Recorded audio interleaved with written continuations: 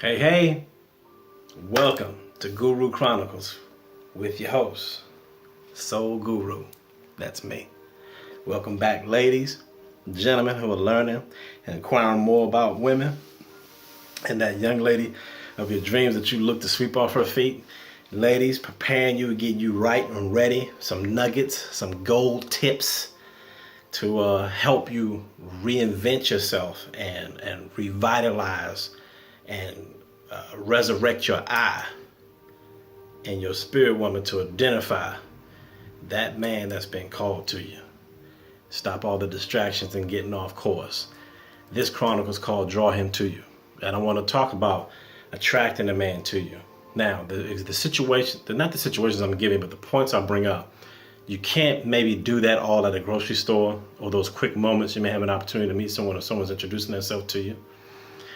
But it's more so on your day-to-day, at the office, at your business or place of business, or places you do go frequently. If you do spend a little bit more time shopping, this isn't a quick thing, a quick social gathering or something like that. It's more so when you're in the pocket, or if you've seen someone that you may be attracted to. These are some things I think will catch their eye.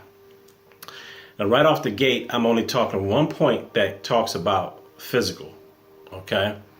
And so I'll just get to that. So my first point is, number one, when you exude confidence of knowing who you are as a woman without needing to compete or compare your ability to his posture, walk, or facial expression. And so and I'm sorry, I gave the examples. So in other words, it's unattractive when a woman's always competing with a guy.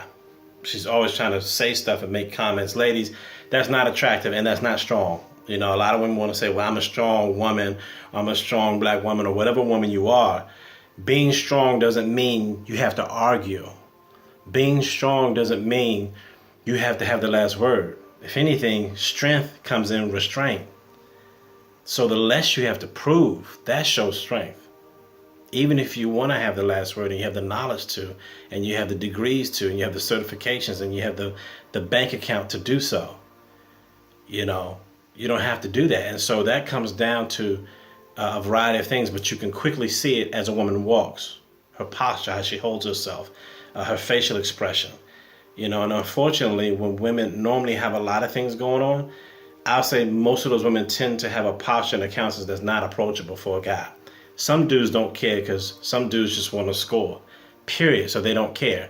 I wouldn't count those guys because quickly within the conversation, you see where it's going. I'm talking about the guy who you're really looking for. I'm talking about that quality candidate that can be a good friend and potentially an excellent husband. Okay, so you wanna start looking at that. If you are slumped over and you slooped as a woman, your posture's all, you're always looking away and down. When you're looking in eye contact and you look into his eye, and it doesn't have to be a look of lust. It's a look of confidence. You know who you are. You know what you've been through.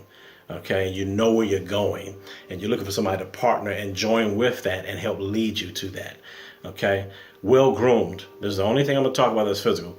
It's very attractive, I think, in general for most men to see a well-groomed woman. She's appreciated with a level of modesty, though, with it.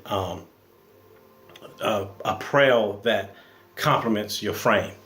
When the fellas are out, ladies, when you have the breast all out and everything is hugging your hips, and the derriere is on display and we can see your whole leg, it's written that a man's eyes is never satisfied. Okay, so we're going to look. We're visually stimulated. Men will look. When men look and see a lot of skin and you display all that, the thing is you have to ask yourself, what message am I sending? You've heard this. So women still get attitudes when men make, sexual slurs and inappropriate compliments. You don't deserve it, but your attire suggests that you invite it. Okay, so you want to think about that. And really at the core of that attire is vanity. Let's just be honest. When men have their shirts and we're wearing our muscle shirts, ladies are showing something, you want people to see you. You want people to take notice of you. It's vanity. You want to be noticed. So when you're dressing, get to a level to where you're dressing truly for you and not for someone else to have to say something to you. And so that's what I mean by modest apparel, Extending conversation demonstrates a certain level of interest. And it also shows that a woman is not limited. There's nothing worse than when you just, in general, there's times, I'm a married man, but sometimes I've gone to functions, trainings, and events, and just in general, just maybe near a woman, I just generally, seriously, fellas, I just generally just want to talk. You're the next thing to me. There's not a guy around, and a lot of events now, professionally, there's a lot of women. So I just want to talk. I'm not trying to hit on you, or something may strike up conversation. But I've met women that were very limited.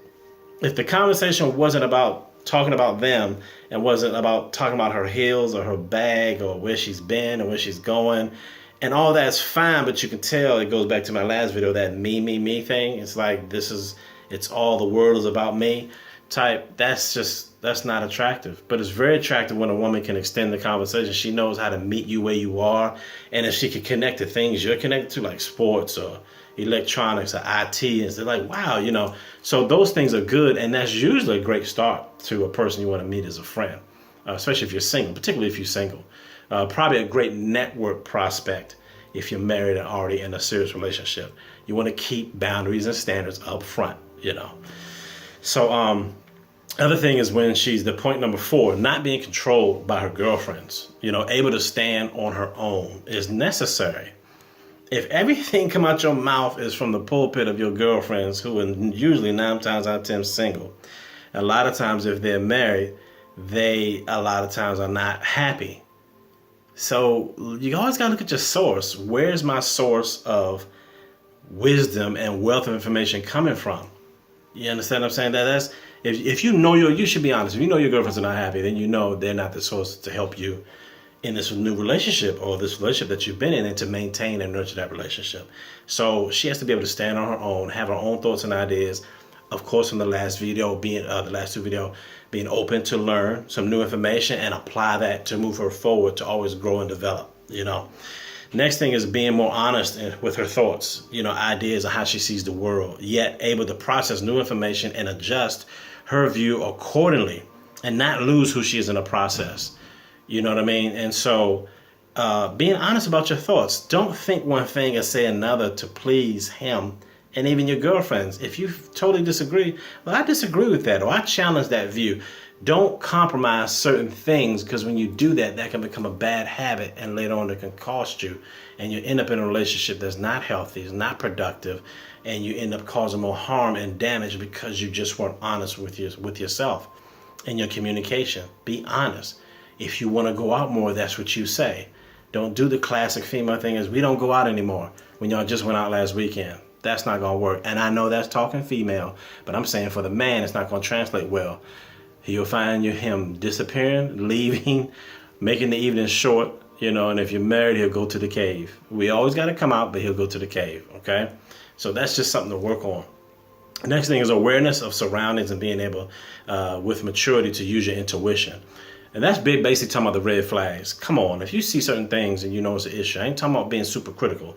But, if you don't want to smoke and you could smell weed on his breath, or you smell alcohol in the daytime, what makes you think you're going to change that?